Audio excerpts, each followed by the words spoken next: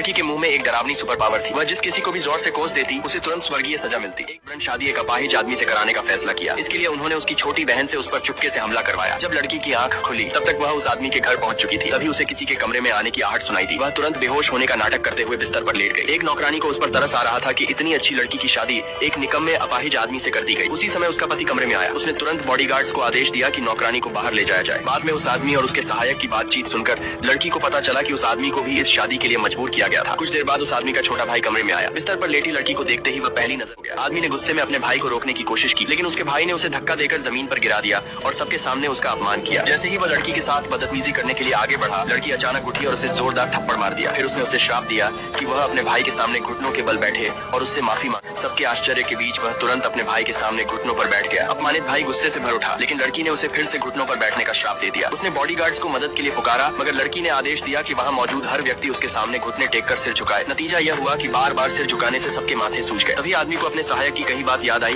कि लड़की के पास लोगों को श्राप। यकीन हुआ कि यह सच है। आखिरकार उसका भाई और बॉडीगार्ड्स बेइज्जत होकर वहां से भाग गए। लड़की ने देखा कि आदमी अभी इतना जवान है फिर भी चल नहीं सकता। उसने उसे दिलासा देते हुए कहा, लगता है डॉक्टर ने गलत जांच की है। अगले ही पल सहायक के पास फोन आया। पता चला कि पहले वाला डॉक्टर एक धोखेबाज था। आदमी ने तुरंत नए डॉक्टर को बुलाने का आदेश दिया कि उसके पैरों के ठीक होने की अभी भी संभावना है। यह सुनकर सभी बहुत खुश हुए, लेकिन लड़की मुस्कुराकर बोली, तुम सबको मेरा धन्यवाद करना चाहिए। उसने शक्ति की वजह से हुआ है। आदमी भी जानता था कि उसकी मदद करने वाली वही थी। आखिर में लड़की ने उससे एक सौदा किया। उसने कहा कि वह उसे उसके जहरीले परिवार से छुटकारा दिलाने में मदद करे और जब उसका मकसद पूरा हो जाए तो वे तुरंत तलाक ले लेंगे। आदमी ने अगले दिन लड़की उस आदमी को अपनी बहन की शादी में लेकर गई। वहाँ आने का उसका मकसद उन लोगों को सजा देना था जिन्होंने उसके साथ बुरा किया था। उसने अपने पिता को 10 मिनट का समय दिया और कहा कि अगर उन्होंने उससे माफी नहीं मांगी तो उनकी कंपनी तुरंत बर्बाद हो जाएगी। उसकी माँ को उसकी बात पर